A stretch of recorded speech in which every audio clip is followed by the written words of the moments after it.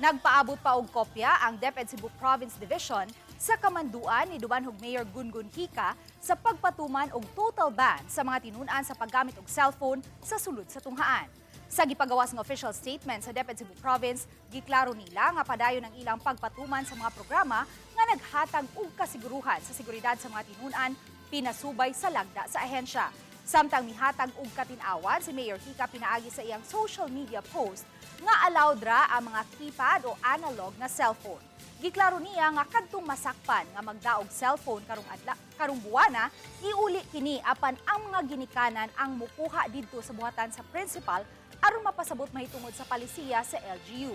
Apan sugod sa buwan sa Agosto, istrikto na nga ipatuman nga ang masakit nga cellphone sa tapos tuig na kini makuha. Samtang girespeto sa Malacañang ang desisyon sa mayor ug matod pa i-assess ang epekto niini. Apan adunay reservation si Palace Press Officer Yuse Claire Castro sa planong pag-confiscate sa mga mobile phones.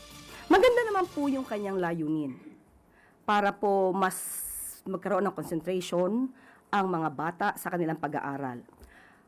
Hindi ko lang po masasabi kung ang penalty ay nararapat, kung ito ba ay reasonable.